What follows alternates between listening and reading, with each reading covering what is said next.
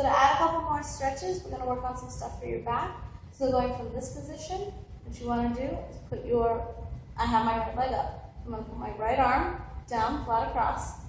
My left hand is going to take my knee and bring it over. But what I'm doing is I'm keeping my shoulders both on the ground and I'm pulling over.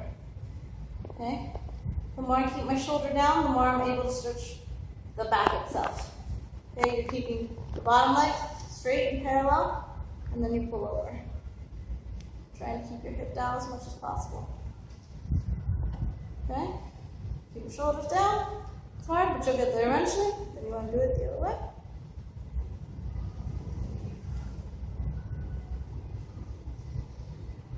Then we're going to put our feet apart. You want to put your hands down, lift your hips. And then you see that I'm making a straight line. I'm holding it here.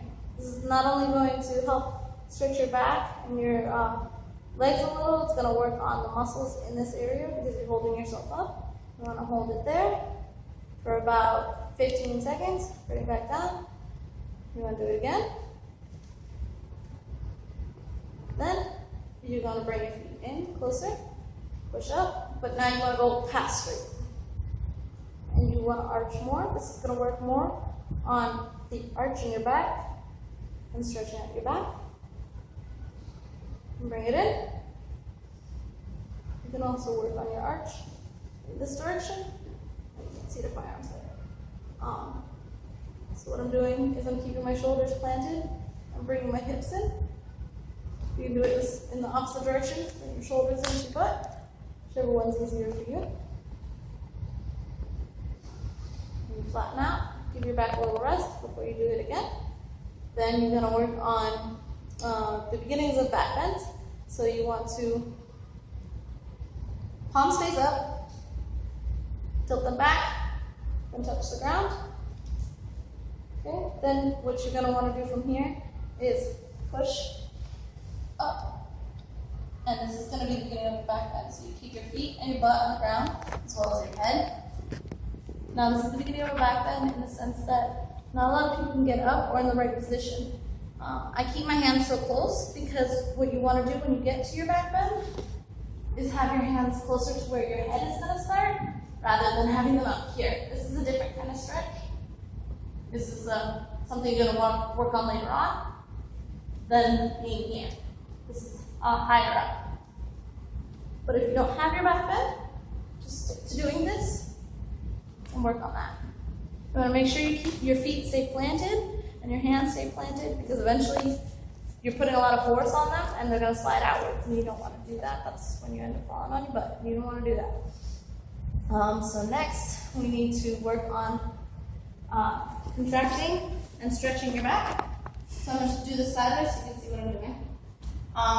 You can do this while you're in a closed leg position to also stretch your legs, but if you want to concentrate on just your back until you get it, I put my feet a little more forward and I open them up a little bit so I can grab my ankles to help me.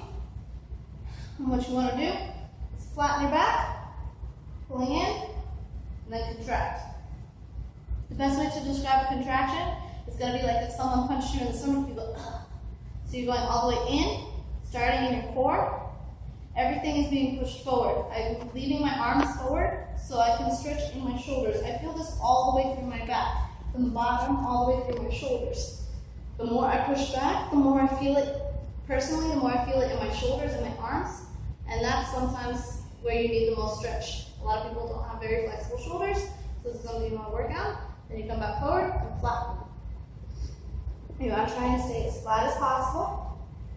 This will also work on the stretch here in your legs, despite the fact that you're not really stretching your legs this way. This is still going to work on that a little bit. You're going to do that several times. Just make sure you're careful about doing stuff like that. Don't overexert yourself whenever you stretch. Go slowly. It's the best way to do things. Now, one more thing that you're going to want to do is you're going to interlock your fingers behind your back. So look like this. Relax my feet. Interlock your fingers behind your back and pull your arms forward as high up as you can. Most people can't get them past here. The higher up, the better. Okay?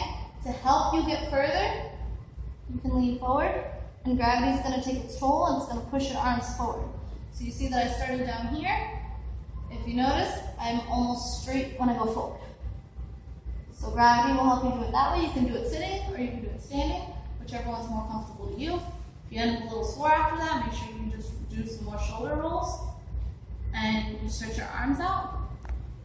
Just practice with your wrists too, keeping them flowing. The better you can get your flow from your shoulder through your elbow to your wrist, the more soft things will look. That's another thing you might want to also work on, but always just keep stretched, keep warm. Make sure you warm up before you do your full-on stretches, and then even a cool down period afterwards is a